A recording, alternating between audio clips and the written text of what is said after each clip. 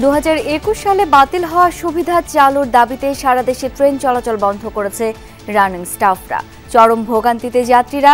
Rail সচিবের সাথে বৈঠকে আসেনি সিদ্ধান্ত, আলোচনার আহ্বান উপদেষ্টার।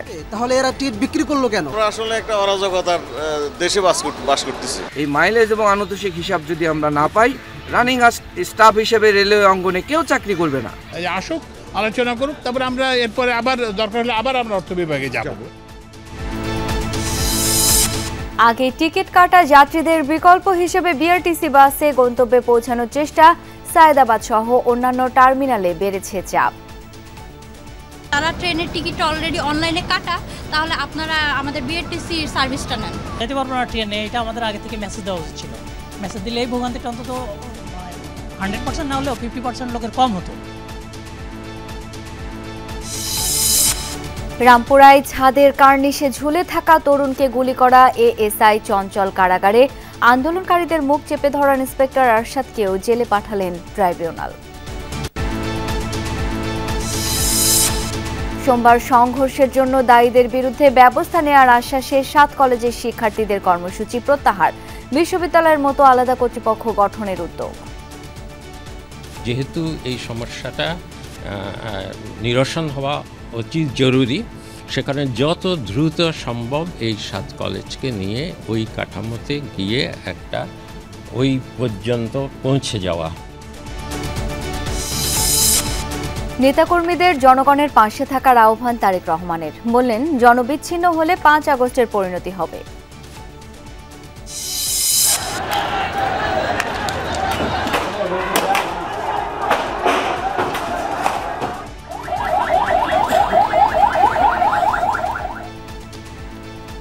রূপগঞ্জে দখল আধিপত্য নিয়ে বিএনপির 2 গ্রুপের সংঘর্ষ। 5 জন গুলিবিদ্ধ সহ আহত 18। সেনাবাহিনী ও পুলিশের প্রচেষ্টায় নিয়ন্ত্রণে। শেখ হাসিনাকে দেশে ফেরাতে কাজ করছে দুদক, জানালেন মহাপরিচালক। প্লট জালিয়াতির অভিযোগে এরই মধ্যে সাবেক প্রধানমন্ত্রীর পরিবারের বিরুদ্ধে মামলা। বেক্সিমকো ফার্মা ও শাইন পুকুরের শেয়ার বিক্রি করে শ্রমিকদের পাওনা শোধ করা হবে, জানালেন উপদেষ্টা। টাকা ফেরত পাবেন এস আলমের ব্যাংকের আমানতকারীরা, আশ্বাস গভর্নরের।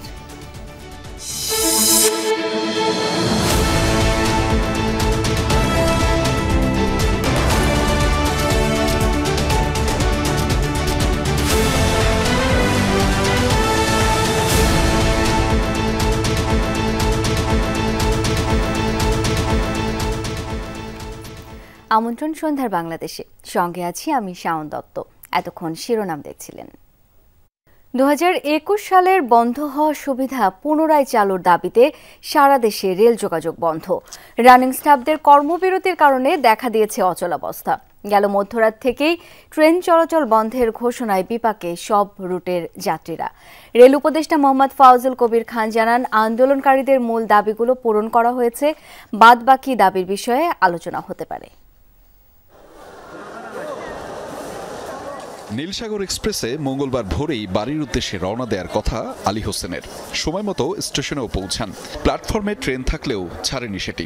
রেলের রানিং স্টাফ নামে পরিচিত চালক, সহকারী চালক, টিটিদের কর্মবিরতির কারণে বন্ধ হয়ে গেছে ট্রেন চলাচল। যেহেতু এরা কর্মবিরতি দিবে, তাহলে এরা টিকিট বিক্রি করলো কেন? আমার যে এখন কালকে চাকরিতে যেতে হবে, আমার ছোট ছোট বাচ্চা নিয়ে, এখন আমি কিভাবে যাব? আগামী কালকে আমার ডিগ্রি ফার্স্ট ইয়ারের পরীক্ষা, তো এমতো অবস্থায় আমি কিভাবে এখন যাব?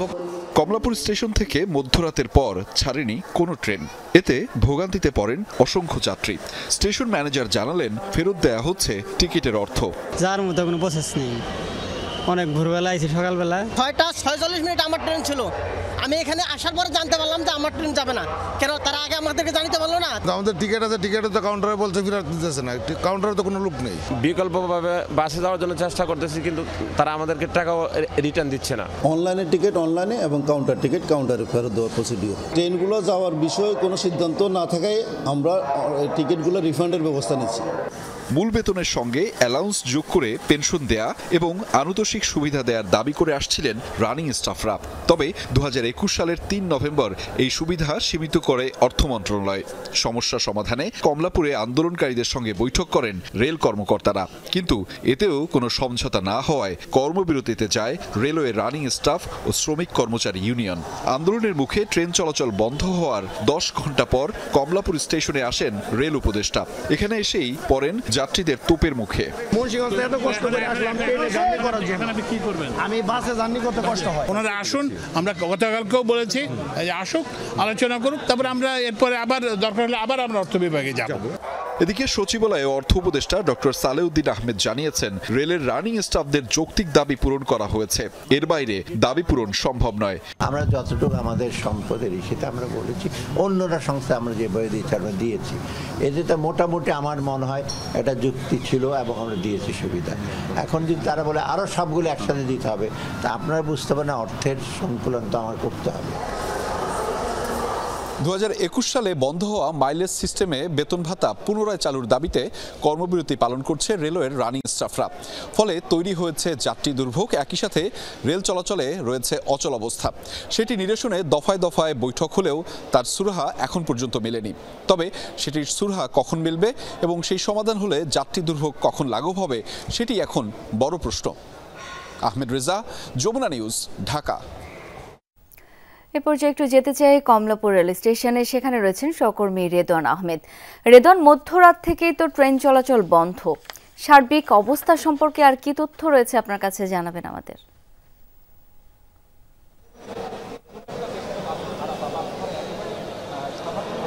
শাওন, কমলাপুর স্টেশনে বেশ কিছুক্ষণ ধরে অপেক্ষা করছি। গত ঘন্টার সংবাদে আমরা যেটি জানাচ্ছিলাম যে আসলে ট্রেন চলাচল বন্ধ হওয়ার কারণে কিন্তু বেশ ভোগান্তিতে পড়েছেন যাত্রীরা। স্টেশনের ঠিক বাহিরেই, ভিআইপি লঞ্চের বাহিরেই যে বাসগুলো অপেক্ষা করছে, সেই বাসগুলো আসলে সিটগুলো কিন্তু পরিপূর্ণ না হওয়ার কারণে কিন্তু সেগুলো অনেক দেরিতে ছেড়ে যাচ্ছে এই স্টেশন থেকে। তারপরেও বাস সার্ভিস থাকার কারণে ভোগান্তি কিছুটা নিরসন হলেও পুরোপুরি কিন্তু আসলে নিরসন করা সম্ভব হয়নি। এছাড়াও কিছুক্ষণ আগে আমরা জানতে পেরেছি যে এই কমলাপুর স্টেশনের যে স্টেশন মাস্টার, তিনি কিন্তু কিছুক্ষণের মধ্যে ব্রিফিং করবেন এবং তার সাথে যে রানিং কর্মকর্তারা আছেন তাদের একটি বৈঠক চলছে। সেই বৈঠকের পর কিন্তু তাদের বিস্তারিতভাবে আমাদের জানাবেন। মূলত তাদের যে মূল দাবি, অর্থাৎ যে মাইলেজ ভাতা, অর্থাৎ ওভারটাইম বা 8 ঘন্টার পর তারা যে ভাতাটা দাবি করছেন, সেই ভাতার দাবিতেই কিন্তু তারা মূলত এখন পর্যন্ত সেই আন্দোলনটি চলমান রেখেছেন। তাদের দাবি, তাদের পক্ষ থেকে কিছুক্ষণের মধ্যে আমাদের সাথে একটি সাংবাদিকদের সাথে ব্রিফিং করা হবে। সেই ব্রিফিংয়ে কিন্তু আসলে তারা জানাবেন যে আসলে কখন নাগাদ এই ট্রেন চলাচল আবার স্বাভাবিক হবে। তবে ধারণা করা হচ্ছে আজ রাতের মধ্যেই কিন্তু এই তাদের দাবি মেনে নেওয়া হলে রাতের মধ্যে আসলে ট্রেন চলাচল স্বাভাবিক হওয়ার একটি সম্ভাবনা রয়েছে এবং যাত্রীরাও তেমনটি প্রত্যাশা করছেন যেন তাদের এই বৈঠকে যেন সিদ্ধান্ত হয়ে আসলে এই ট্রেন চলাচল যেন স্বাভাবিক হয়ে যায়। এবং কিছুক্ষণের মধ্যেই এই স্টেশন ম্যানেজার শাহাদাত হোসেন আমাদের সাথে কথা বলবেন এবং আমরা দেখতে পাচ্ছি যে পেছনে এই যে রেলের যে রানিং কর্মকর্তারা রয়েছেন তারা কিন্তু পেছনে অপেক্ষমান আছেন, অর্থাৎ তাদের পক্ষ থেকেও একজন প্রতিনিধি এখানে উপস্থিত হয়ে আমাদের সাথে কথা বলবেন এবং সার্বিক যে পরিস্থিতি, যে সিদ্ধান্ত, সেটি কিন্তু তারা আমাদের জানাবেন বলেই তারা কিন্তু নিশ্চিত করেছেন। শাওন। রেদওয়ান, ধন্যবাদ আপনাকে। রেলের রানিং স্টাফদের কর্মবিরতির কারণে সারা দেশে বন্ধ ট্রেন চলাচল, চরম ভোগান্তি পোহাতে হচ্ছে যাত্রীদের। এই নিয়ে সকালে হট্টগোল হয় রাজশাহী রেল স্টেশনে। 6 শতাধিক যাত্রী নিয়ে নেত্রকোনা থেকে ঢাকামুখী একটি ট্রেন ময়মনসিংহ স্টেশনে ফেলে পালিয়ে যান চালক।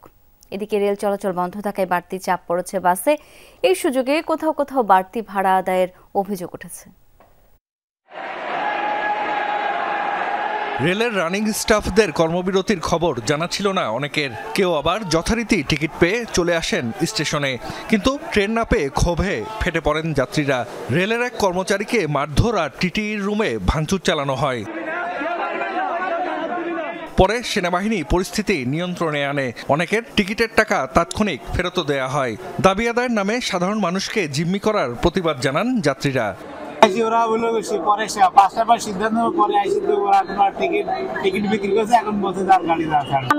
একদম হোপলেস হয়ে গেছি, ভাবছিলাম যে একটু ডিলে হোক, কিন্তু ট্রেনটা যাবে, কিন্তু এখন তো যাচ্ছে না। এখন এই গ্যাঞ্জাম চলছে, এখন টিকিট ফেরত নিয়েছে, টাকা ফেরত দিয়েছে। ঢাকাগামী আন্তনগর হাওর এক্সপ্রেস ৬ শতাধিক যাত্রী নিয়ে ছেড়েছিল নেত্রকোনার মোহনগঞ্জ থেকে। মাঝপথে ময়মনসিংহ রেল স্টেশনে ট্রেনটি ফেলে পালিয়ে যান চালক। নিরুপায় হয়ে প্রায় ২ ঘন্টা স্টেশন সুপারকে অবরুদ্ধ করে রাখে যাত্রীরা। পরে টিকিটের টাকা ফেরত দেওয়ার সিদ্ধান্ত হয়। মোহনগঞ্জ থেকে যে চালক ট্রেন চালিয়ে আনছে তাকে খোঁজা হচ্ছিল, তাকে ট্রেস পাওয়া যাচ্ছে না, সে নাই। যে চালক ছিল উনিও চলে গেছেন, ওনারা যদি ছাইরা দেয় তাহলে তো কাউরে পাইলাম না, আমরা কার সাথে যোগাযোগ করব, কার সাথে কথা বলবো।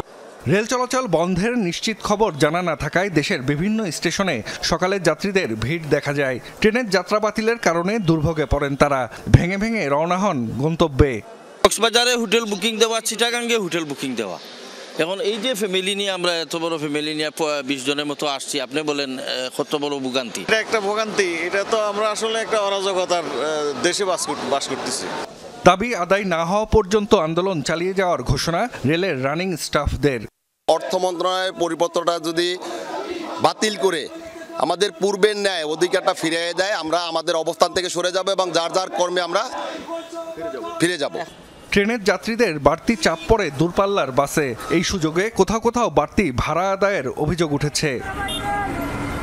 বাস আছে কিন্তু ভাড়া অনেক বেশি যাচ্ছে, যাত্রী সংখ্যা অনেক বেশি, বাসের অনেক ভিড় হয়ে গেছে, বাস ভাড়াও বেশি চাইতেছে। আজকে ট্রেন না থাকাতে দাম বাড়ায় দিছে, কিছু করার নাই। এটা ট্রেনে যেভাবে আমরা চলাচল করতে পারি, বাসে তো এক জায়গায় বসে যেতে হবে, এই জন্য খুবই কষ্টর ব্যাপার আর কি। আমাদের যে নর্মালি শিডিউলগুলো যায় মোটামুটি কিছু করে সিট খালি যায়, আজকে সেটাও যাচ্ছে না, সম্পূর্ণটাই ফিল যাচ্ছে। ভোগান্তি বিবেচনায় কোথাও কোথাও যাত্রীদের জন্য বিআরটিসি বাসের ব্যবস্থা করে রেল কর্তৃপক্ষ। রেল স্টেশন এলাকা থেকে বিভিন্ন গন্তব্যে ছেড়ে যায় বাসগুলো। জাহিদ হাসান, যমুনা নিউজ। কমলাপুরে আটকে পড়া রেল যাত্রীদের জন্য বিআরটিসির বাস চালু করেছে রেল কর্তৃপক্ষ। গুরুত্বপূর্ণ রুটগুলোতে দেয়া হয় এই সার্ভিস। কমলাপুর স্টেশনে ট্রেনের টিকিট কাটা যাত্রীরাই নিয়েছেন বিশেষ এই সেবা। দুর্ভোগ হলেও এই ব্যবস্থায় সন্তুষ্ট যাত্রীরা। ট্রেন বন্ধ থাকায় বাসে চেপে অনেক যাত্রী ফিরছেন গন্তব্যে, তাই সায়েদাবাদ বাস টার্মিনালে ছিল যাত্রী চাপ। কমলাপুর রেল স্টেশনের কম্পাউন্ডের মধ্যে সারিবদ্ধভাবে দাঁড়িয়ে বিআরটিসি বাস। ট্রেন চলাচল বন্ধ হয়ে যাওয়ায় বাসেই গন্তব্যের উদ্দেশ্যে রওনা দিয়েছেন অনেক যাত্রী। ট্রেনের টিকিট দেখিয়ে বিআরটিসি বাসের এই বিশেষ সুবিধা নিতে দেখা গেছে যাত্রীদের। কিছুটা দুর্ভোগ পোহাতে হলেও এই ব্যবস্থায় সন্তুষ্ট যাত্রীরা। সুবিধার জন্য তো কেটেছে যে যাব ট্রেনে করে, বাড়িতে সুবিধা হবে বলেই যাবে। হঠাৎ করে এরকম সমস্যা, বাচ্চারা কান্না, প্রচন্ড কান্নাকাটি। আমাদের তো মেসেজ আগে দিতে হবে, এই যে দেখেন এত মাল সামান নিয়ে আসছি, এখন ট্রেন চলবে না, আমরা এটা কষ্ট পাচ্ছি না। তারপরেও যে আপনার বিআরটিসি সার্ভিস দিচ্ছেন, এই জন্য আলহামদুলিল্লাহ যে আমরা এটা দিতে পারতেছি। আসার পর বললো যে ট্রেন তো নেই, কিন্তু আমরা বিআরটিসি থেকে এই সুবিধাটা দিচ্ছি, তো আপনারা যারা ট্রেনের টিকিটটা অলরেডি অনলাইনে কাটা, তাহলে আপনারা আমাদের বিআরটিসির সার্ভিসটা নেন। আর যদিও অবশ্যই আমরা একটু ভোগান্তির সম্মুখীন হলাম, আমরা যেতে পারবো না ট্রেনে, এটা আমাদের আগে থেকে মেসেজ দেওয়া উচিত ছিল। মেসেজ দিলে এই ভোগান্তিটা অন্তত 100% না হলেও 50% লোকের কম হতো। শুধু কমলাপুর রেল স্টেশন না, বিমানবন্দর রেল স্টেশন থেকেও ছেড়ে যাচ্ছে এমন বাস। বিআরটিসি কর্তৃপক্ষ জানায় পর্যাপ্ত বাস রয়েছে। যাত্রী চাহিদার উপর ভিত্তি করে রুট ভিত্তিক একের পর এক বাস যুক্ত হচ্ছে। ওনারা যেহেতু অনেকদিন ধরে আন্দোলন করতেছে, তাদের ন্যায্য অধিকারের কথা বললো, তো তাহলে হচ্ছে তাদের এটা অনেকদিন আগে বিবেচনা করা দরকার ছিল। আমাদের এখানে বাস আছে, যাত্রী চাহিদার ভিত্তিতে হচ্ছে আমরা বাসগুলো হচ্ছে ছাড়বো, এভাবেই হচ্ছে চলতেছে সকাল থেকে। হঠাৎ ট্রেন চলাচল বন্ধ থাকায় যাত্রী চাপ বাড়তে থাকে বাস টার্মিনালগুলোয়। সায়েদাবাদ টার্মিনালের স্টাফরা জানালেন ট্রেনের অনেক যাত্রী বেছে নিচ্ছেন বিকল্প পরিবহন। চট্টগ্রাম আর কক্সে যাত্রী আপনি ফুল পরিমাণ অনেক বেশি ছিল সায়েদাবাদে, তবে গাড়ির সংখ্যাটা একটু কম ছিল। সকালে মোটামুটি ভালো চাপ ছিল, আপনার 10টার পরে আবার নর্মাল হয়ে গেছে। উইথাউট ইনফরমেশন, কোনো বিনা নোটিশে বন্ধ করে দেওয়া মানে জাতির জনগণের ভুক্তভোগী, এটা কারো কাম্য এবং উচিত না। দুর্ভোগ হয় এমন কর্মসূচি না দিয়ে দাবি আদায়ে বিকল্প কিছু গ্রহণের পরামর্শ যাত্রীদের। Rabbi Siddiqui, Jamuna news, Dhaka. GPH quantum B600TR বাংলাদেশের উচ্চ শক্তি সম্পন্ন একমাত্র রড। জুলাই আগস্ট গণহত্যা ও মানবতা বিরোধী অপরাধে অভিযুক্ত 3 পুলিশ কর্মকর্তাকে কারাগারে পাঠিয়েছেন আন্তর্জাতিক অপরাধ ট্রাইব্যুনাল। এর মধ্যে আলোচিত বরখাস্তকৃত ইন্সপেক্টর আরশাদ হোসেন, মিরপুর বিভাগের সাবেক এডিসি MM মইনুল ও ASI চঞ্চল চন্দ্রকে আদালতে হাজির করা হয়। পরে তাদের কারাগারে পাঠিয়েছেন আদালত। সোমবার তাদের বিরুদ্ধে গ্রেপ্তারি পরোয়ানা জারি হয়। ঘটনাস্থল হাইকোর্টের প্রধান ফটক। ২৪ জুলাইয়ের শেষ দিকে কারফিউর মধ্যে আন্দোলনকারীরা মিছিলের জন্য জড়ো হলে ইন্সপেক্টর আরশাদের অ্যাকশন। এ সময় এক আন্দোলনকারীর মুখ চেপে ধরে বাধা দেওয়ার অভিযোগে তীব্র সমালোচনার মুখে পড়েন তৎকালীন শাহবাগ থানার ইন্সপেক্টর অপারেশন আরশাদ হোসেন। এই ঘটনা ছাড়াও আন্দোলনকারীদের দমাতে মারধর, নির্যাতন, নিপীড়ন ও গুলিবর্ষণে একেবারে সামনের সারিতে দেখা গেছে আরশাদকে। আরশাদ সহ ৩ পুলিশ সদস্যকে হাজির করা হয় অপরাধ ট্রাইব্যুনালে। এর মধ্যে রামপুরার কার্নিশে ঝুলে থাকা যুবককে দফায় দফায় গুলির ঘটনায় গ্রেফতার আলোচিত এএসআই চঞ্চল চন্দ্র সরকারকেও ট্রাইব্যুনালে আনা হয়। আদালত তাদেরকে এসব ঘটনায় করা মামলায় কারাগারে পাঠানোর নির্দেশ দিয়েছেন। কার্নিশের সাথে ঝুলন্ত এক নিরীহ 18 বছর বয়স্ক ব্যক্তিকে বারবার গুলি করছিল, সেটাও আমরা দেখেছি। সেই গুলিকারী ব্যক্তি চঞ্চল চন্দ্র সরকার, তাকে গ্রেফতার করে আজকে ট্রাইব্যুনালে হাজির করা হয়েছিল। একজন ছাত্রকে যে মুখ চেপে ধরেছিল, এই ছবিটি সব জায়গায় ছড়িয়ে গিয়েছিল। সেই পুলিশ অফিসার ছিলেন আরশাদ, তাকে আজকে গ্রেফতার করে ট্রাইব্যুনালে হাজির করা হয়েছে এবং গ্রেফতারের পর তাকে জেল হাজতে প্রেরণ করা হয়েছে। ৩ আসামির মধ্যে আরেকজন ছিলেন ডিএমপির মিরপুর বিভাগের দারুসালাম জোনের সাবেক এডিসি মইনুল ইসলাম। তাকেও কারাগারে পাঠিয়েছেন আদালত। এডিসি মইনুল মিরপুরের দায়িত্ব ছিল। মিরপুরে আপনারা জানেন অনেক অকারেন্স হয়েছে। এই এডিসি মইনুল এডিসি হিসেবে তখন directly he was involved in the occurrence. ওই সময় ঘটনার সময় তিনি মিরপুরের এডিসি দায়িত্বে ছিলেন। সোমবার প্রসিকিউশনের আবেদনের প্রেক্ষিতে 5 পুলিশ সদস্যের বিরুদ্ধে গ্রেফতারি পরোয়ানা জারি করেছিল আদালত। এর মধ্যে গ্রেফতার হলো 3 জন। মনিরুল ইসলাম, যমুনা নিউজ, ঢাকা। শিক্ষার শান্তিপূর্ণ পরিবেশ ও সহাবস্থানের স্বার্থে সহিংস কর্মসূচি থেকে সরে এসেছে 7 কলেজের শিক্ষার্থীরা। দুপুরে ঢাকা কলেজ কর্তৃপক্ষের সাথে বিভিন্ন ছাত্র সংগঠনের বৈঠক শেষে একথা জানান কলেজ অধ্যক্ষ। তবে রবিবার রাতে সংঘর্ষের ঘটনায় দায়ীদের শাস্তি নিশ্চিত না হলে আবারও কর্মসূচি দেওয়ার হুঁশিয়ারি দেন শিক্ষার্থীরা। তাদের সঙ্গে বৈঠকের পর ওই ঘটনায় দায়ীদের বিরুদ্ধে ব্যবস্থা নেওয়ার আশ্বাস দিয়েছেন স্বরাষ্ট্র উপদেষ্টা। দুদল শিক্ষার্থীর সংঘর্ষে রণক্ষেত্র নীলক্ষেত এলাকা। সবাই একই বিশ্ববিদ্যালয়ের, পার্থক্য শুধু পরিচয়। এক দলের পরিচয় সরাসরি ঢাকা বিশ্ববিদ্যালয়ের শিক্ষার্থী, আরেক দলের পরিচয় অধিভুক্ত কলেজের। এই পরিচয় সংকটের সমাধানে 7 কলেজের দীর্ঘদিনের আন্দোলন। অবশেষে নিজেদের স্বতন্ত্র পরিচয়ের দাবি সফল হওয়ার পথে এক ধাপ এগোলো সোমবার। 7 কলেজকে নিয়ে আলাদা একাডেমিক কাঠামো করতে এরই মধ্যে কাজ শুরু করেছে কর্তৃপক্ষ। এ নিয়ে পাল্টা কর্মসূচিতে মঙ্গলবার সকালে ঢাকা কলেজের শিক্ষার্থী প্রতিনিধি ও ছাত্র সংগঠনগুলোর সঙ্গে বৈঠকে বসে কলেজ কর্তৃপক্ষ। প্রায় 3 ঘন্টার টানা বৈঠক শেষে কলেজ অধ্যক্ষ জানান, সমস্যা সমাধানে ইতিবাচক সাড়া দিয়েছে শিক্ষার্থীরা। পরীক্ষা অবশ্যই চলবে এবং এই ব্যাপারে ছাত্ররা একেবারে দায়িত্বহীনভাবে, বিশেষ করে ছাত্র নেতৃবৃন্দ যারা দায়িত্বহীনভাবে বলছে না স্যার পরীক্ষা চলতে হবে। আর পরবর্তী কার্যক্রম বিশ্ববিদ্যালয় যেটা ওদের প্রত্যাশিত, সেটা তো সরকারি কমিটি হয়েছে, সেই কমিটির রূপরেখা অনুযায়ী হবে। তো আমাদের পরীক্ষাগুলো যাতে কোনোভাবে বিঘ্নিত না হয় সেই বিষয়টি নিয়ে আমরা মূলত আলোচনা করেছি। সংকট মোকাবেলায় নেওয়া উদ্যোগকে স্বাগত জানিয়ে আন্দোলনের কর্মসূচি থেকে সরে এসেছেন ছাত্র প্রতিনিধিরাও। তবে এখনও বেশ কিছু দাবি আছে তাদের। ঢাকা বিশ্ববিদ্যালয়ের প্রবেশী জনাব মামুন স্যার, তিনি যে আচরণ করেছে, এই পরিবেশকে যে উস্কে দিয়েছে, তিনি কিন্তু ক্ষমা চাইছেন। কিন্তু এই ক্ষমা যদি 2 ঘন্টা আগে চাইতেন তাহলে কিন্তু রক্তাক্ত হতো না। আমরা তাকে বিশ্ববিদ্যালয়ের যে রূপান্তর টিম, সেখান থেকে তাকে আমরা অব্যাহতি চাচ্ছি। তৃতীয় পক্ষের সুবিধা যাতে না পায়, এর জন্য কোনো প্রকার সহিংসতা ঘটে এরকম কোনো কর্মসূচি আমরা দিব না। তবে এই যে দোষী মানুষগুলো আছে, তাদের শাস্তি নিশ্চিতে রাষ্ট্র এবং সংশ্লিষ্ট ব্যক্তিবর্গ কি সিদ্ধান্ত নেয়, এটি সবসময় আমরা পর্যবেক্ষণ করব। এর আগে কিছু কর্মসূচি ছিল, যেটা হচ্ছে থানা ঘেরাও বা এই টাইপের, তো এইগুলো আমরা পরবর্তীতে এরকম সিদ্ধান্তগুলো থেকে আমরা বের হয়ে আসছি। এদিকে চলমান সংকট নিরসনে স্বরাষ্ট্র উপদেষ্টার সঙ্গে সাক্ষাৎ করেন শিক্ষার্থী প্রতিনিধিরা। তাদের দাবি বাস্তবায়নের আশ্বাস দেন উপদেষ্টা। অধিভুক্ত যে বাতিল হয়েছে সেই বিষয়ে কোনো সেশন জট যাতে না পড়ে, যেন একটা সুষ্ঠু নিয়ন্ত্রণের মাধ্যমে এটি সমাধানে আসা যায়, সে বিষয়ে আসলে এখন কাজ করা হবে। তাদের যে কতগুলি দাবি ছিল এবং সমস্যা ছিল, এগুলি নিয়ে আমাদের পুঙ্খানুপুঙ্খানু আলাপ হয়েছে এবং আমার ছোট ভাই যেটা বললেন, এগুলি উনি যেটা বলছে এটা সবই ঠিক এবং এইভাবে আমরা এগুলি ব্যবস্থা নিব। প্রতিষ্ঠান আলাদা হলেও শিক্ষার্থী পরিচয়ে সবার সঙ্গে বন্ধুত্বপূর্ণ অবস্থান চান ৭ কলেজের শিক্ষার্থীরা। রিয়াজ রায়হান, যমুনা নিউজ, ঢাকা। ৭ কলেজ নিয়ে বিশ্ববিদ্যালয়ের মতো একটা কর্তৃপক্ষ গঠনের প্রক্রিয়া চলছে।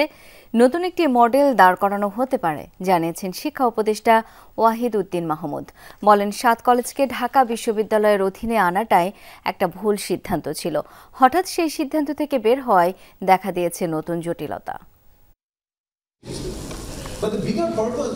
মঙ্গলবার সকালে নর্থ সাউথ বিশ্ববিদ্যালয়ে অনুষ্ঠিত হয় বাংলাদেশের শিক্ষা এবং উদ্ভাবন খাতে পরিবর্তন নিয়ে অনুষ্ঠান national education and innovation dialogue ২০২৫, যার উদ্দেশ্য শিক্ষা ব্যবস্থার পুনর্গঠন, এছাড়া শিক্ষার্থীদের মাঝে উদ্ভাবনী দক্ষতা তৈরি এবং এ সংক্রান্ত শিক্ষানীতি কার্যকরে প্রয়োজনীয় আলোচনার ক্ষেত্র প্রস্তুত করা।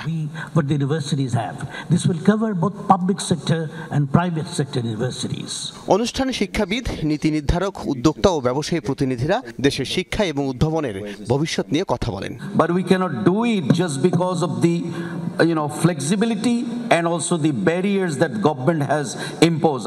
উঠে আসে রাজধানীর সরকারি ৭ কলেজ নিয়ে চলমান সংকটের প্রসঙ্গ। সব মিলিয়ে জটিল পরিস্থিতি তৈরি হয়েছে বলে জানান অনুষ্ঠানের প্রধান অতিথি। আমার মাথা ব্রেইন এখন হ্যাং করেছে, কাজেই এখন আমি ঠিক বুঝিয়ে বলতে পারবো না কোন জিনিসগুলো।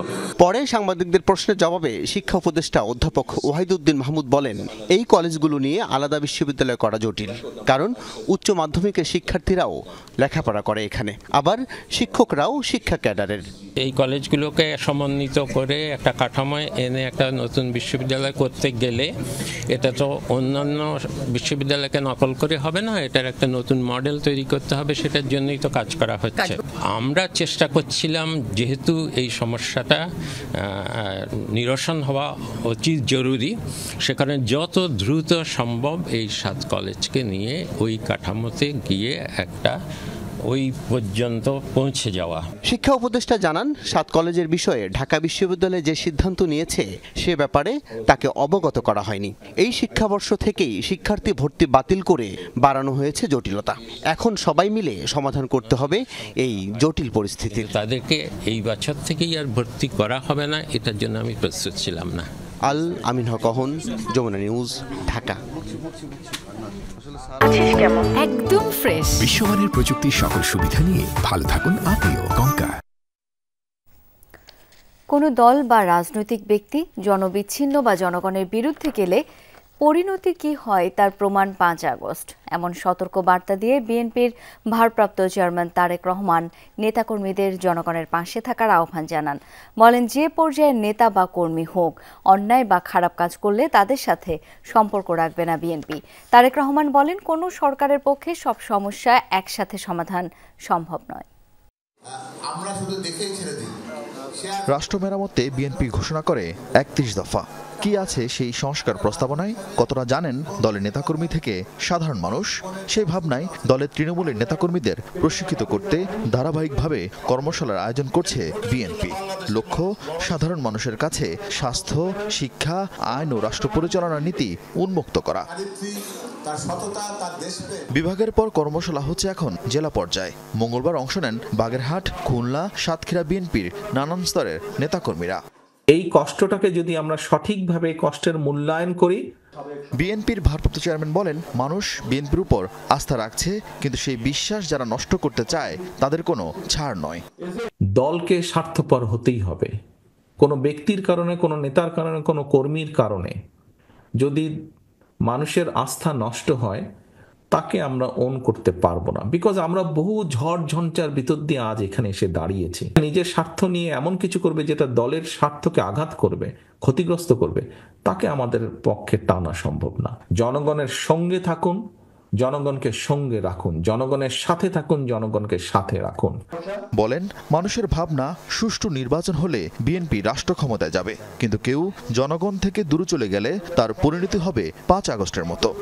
জনবিচ্ছিন্ন যদি হয় কেউ, একটি রাজনৈতিক দল, রাজনৈতিক নেতা, রাজনৈতিক কর্মীরা যদি জনবিচ্ছিন্ন হয়, জনবিচ্ছিন্ন হলে জনগণের বিরুদ্ধে, দেশের বিরুদ্ধে কাজ করলে কনসিকুয়েন্সেস বা পরিণতি কি হয় ভাই আমরা 5ই আগস্ট দেখেছি না আমরা 5ই আগস্ট দেখেছি।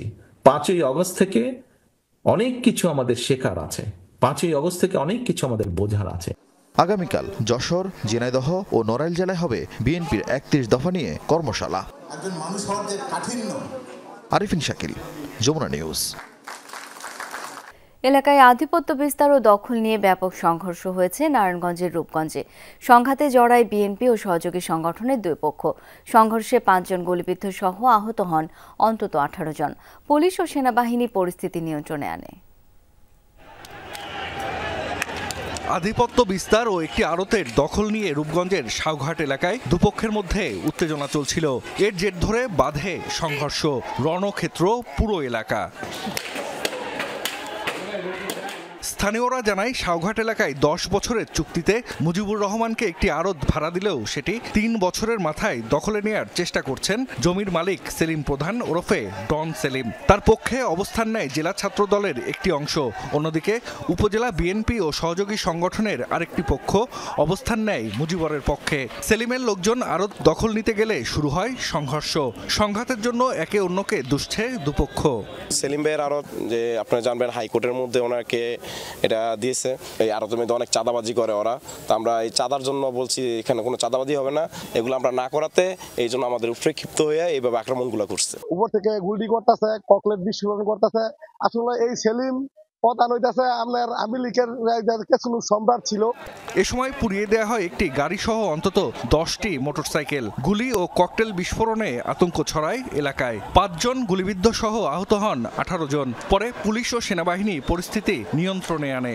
দেশে একটা বিশেষ অবস্থা চলছে, এই অবস্থায় এই সমস্ত বিষয় একেবারেই গ্রহণযোগ্য না। যেই করুক, যারা এই ঘটনায় জড়িত থাকুক, আমরা অবশ্যই তাদের বিরুদ্ধে আইনগত ব্যবস্থা গ্রহণ করব। ল্যান্ডের মালিক যিনি, উনি দাবি করছেন যে উনি 10 বছরের জন্য কাউকে লিজ দেননি। আর যারা এখানে দোকানদার রয়েছে তারা বলছেন যে 10 বছরের জন্য তারা দলিল মূলে সেখানে লিজ নিয়েছেন। তো এটি আসলে আদালতের নিষ্পত্তিযোগ্য বিষয়। সংঘর্ষের সময় বন্ধ হয়ে যায় ঢাকা সিলেট মহাসড়কে যানবাহন চলাচল। জাহিদ হাসান, যমুনা নিউজ।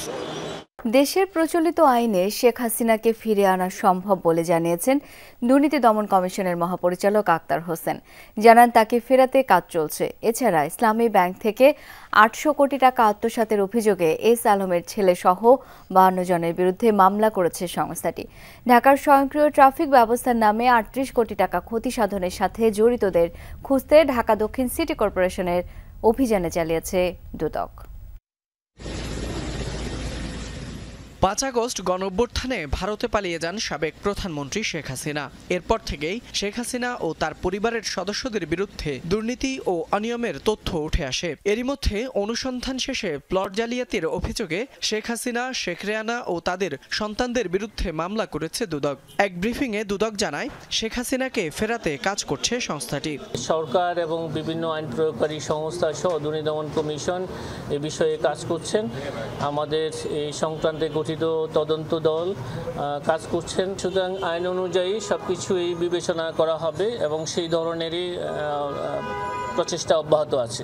এছাড়া ইসলামী ব্যাংকের চট্টগ্রামের খাতুনগঞ্জ শাখা থেকে 827 কোটি টাকা ঋণের নামে আত্মসাতের অভিযোগে এস আলম গ্রুপ সংশ্লিষ্ট প্রতিষ্ঠানের বিরুদ্ধে মামলা করেছে দুদক। আসামি এস আলমের ছেলে ও ইসলামী ব্যাংকের সাবেক চেয়ারম্যান আহসানুল আলম সহ 52 জন। প্রতারণা জাল জালিয়াতির মাধ্যমে ইসলামী ব্যাংক বাংলাদেশ পিএলসি খাতুনগঞ্জ শাখা চট্টগ্রাম হতে 827 কোটি 42 লক্ষ টাকারও বেশি টাকা আত্মসাৎ সহ বিনিয়োগকৃত অর্থের প্রকৃত উৎস প্রকৃতি গোপন করার জন্য আহসানুল আলম, সাবেক চেয়ারম্যান ইসি কমিটি এবং পরিচালনা পর্ষদ ইসলামী ব্যাংক, মোহাম্মদ আরিফুল ইসলাম চৌধুরী, ব্যবস্থাপনা পরিচালক সেঞ্চুরি ফুড প্রোডাক্ট লিমিটেড সহ 52 জনের বিরুদ্ধে আরও একটি মামলা রুজু হয়েছে। আমার জন্য এদিন রাজধানীর ট্রাফিক সিগন্যাল প্রকল্প সহ বিভিন্ন অনিয়মে ঢাকা দক্ষিণ সিটি কর্পোরেশনে অভিযান চালায় দুদক। সংস্থাটি বলছে 2010-11 অর্থ বছরে বিশ্ব ব্যাংকের সহায়তায় নির্মল বায়ু ও টেকসই পরিবেশ প্রকল্পের কাজ শুরু হয়। সে প্রকল্পে নানা অনিয়মের তথ্য পেয়ে অভিযান চালায় দুদক। এখানে হচ্ছে ট্রাফিক সিগন্যাল মনিটরিং স্টেশন, যেটা কিন্তু আসলে এখানে দেখা যাচ্ছে আসলে এখানে কোনো ট্রাফিক সিগন্যাল কন্ট্রোল রুম নাই। এখানে আসলে থাকে আনসার সদস্যরা। আমাদের যে অভিযোগ ছিল, যে অভিযোগের প্রাথমিক সতর্কতা এটা পাওয়া গেছে। Faisal Mahmud, Jamuna news, Dhaka. Control room নাই। বেক্সিমকো ফার্মা ও শাহিনপুকুর সিরামিকের শেয়ার বিক্রি করে শ্রমিকদের 550 কোটি টাকা পাওনা বেতন ভাতা ফেব্রুয়ারির মধ্যে পরিশোধ করা হবে। এই সংক্রান্ত উপদেষ্টা কমিটির বৈঠক শেষে এই সিদ্ধান্ত জানিয়েছেন শ্রম উপদেষ্টা। তিনি বলেন, বেক্সিমকো গ্রুপ নামে বেনামে প্রায় 40,000 কোটি টাকা ঋণ নিয়েছে। ঋণের সাথে জড়িত ব্যাংক, আর্থিক প্রতিষ্ঠানের কর্মকর্তাদের বিরুদ্ধেও ব্যবস্থা নেওয়ার সিদ্ধান্ত হয়েছে। শ্রম উপদেষ্টা একে রিজার্ভ জরির চেয়ে বড় জালিয়াতি হিসেবে অভিহিত করেছেন।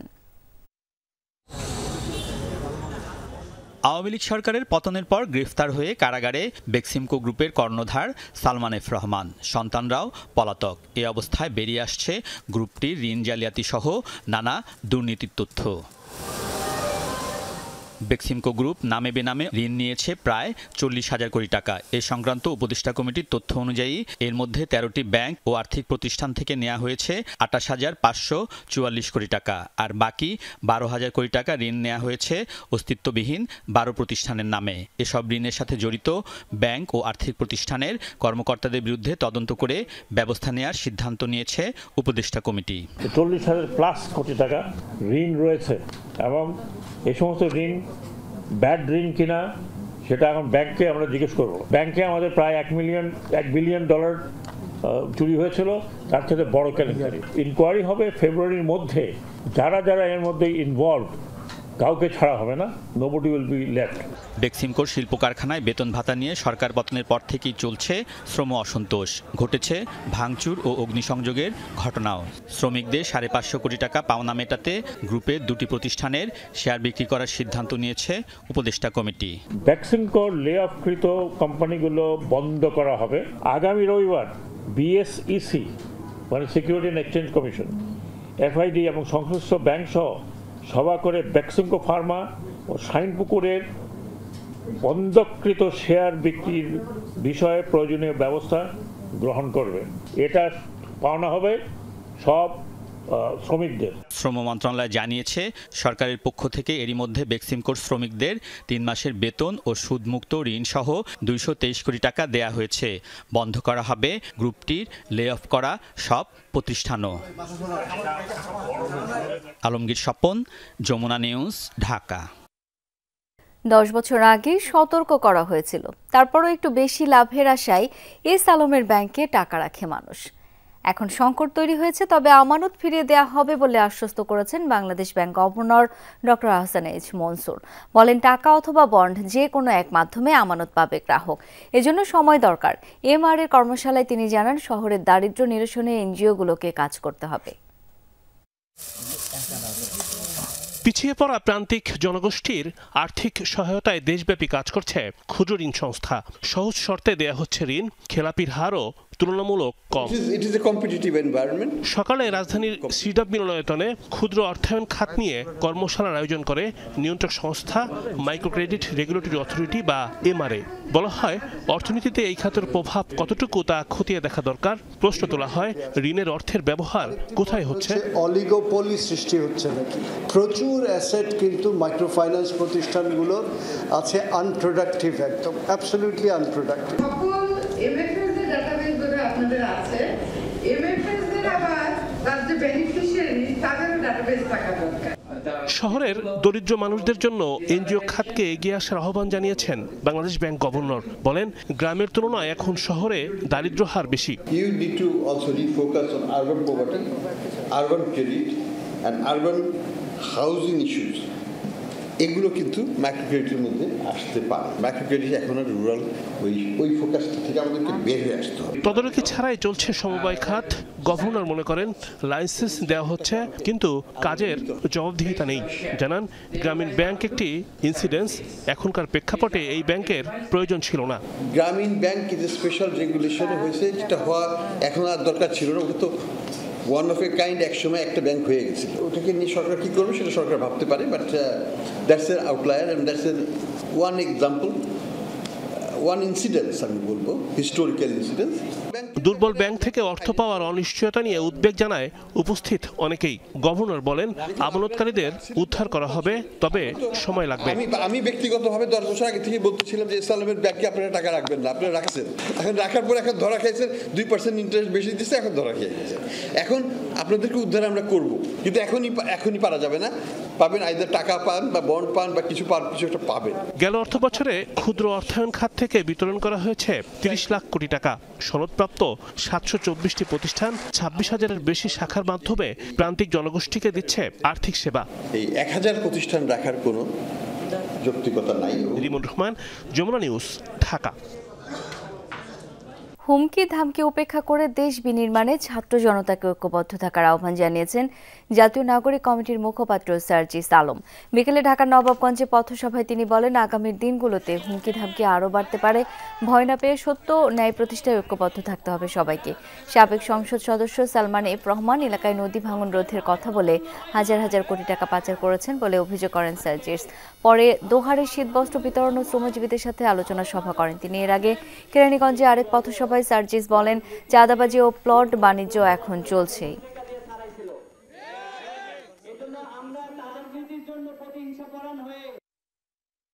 এই 24-এর অভ্যুত্থান পরবর্তী নতুন বাংলাদেশ ক্ষমতা কুক্ষিগত করার কোনো জায়গা না। এখানে ক্ষমতা জনগণের হাতে ছেড়ে দিতে হবে। জনগণ তাদের জন্য যাকে উপযুক্ত মনে করবে তাকেই তাদের প্রতিনিধি হিসেবে নির্বাচিত করবে। দুর্নীতি বিরোধী আন্দোলনের মুখে পদত্যাগ করলেন সার্বিয়ার প্রধানমন্ত্রী মিলোস ভুসেভিচ। মঙ্গলবার এক সংবাদ সম্মেলনে ঘোষণা দেন তিনি। তবে তার স্থলাভিষিক্ত কে হতে যাচ্ছেন তা এখনো জানানো হয়নি। সার্বিয়ার একাধিক গণমাধ্যমের দাবি, মঙ্গলবার পার্লামেন্টের এক অধিবেশনে এই সংক্রান্ত সিদ্ধান্ত নেবেন সদ্য পদত্যাগ করা প্রধানমন্ত্রী মিলোস ভুসেভিচ। নতুন কোনো প্রধানমন্ত্রী নিয়োগ না দেওয়া হলে আগাম নির্বাচন আয়োজিত হতে পারে দেশটিতে। এর জন্য পরবর্তী 30 দিনের মধ্যেই সিদ্ধান্ত নিতে হবে সার্বিয়ান পার্লামেন্টকে। গেল বছরের এপ্রিলে সার্বিয়ার প্রধানমন্ত্রী হিসেবে দায়িত্ব গ্রহণ করেন মিলোস ভুসেভিচ। এই ছিল আজকের সন্ধ্যার বাংলাদেশের আয়োজনে। ধন্যবাদ এতক্ষণ সাথে থাকার জন্য।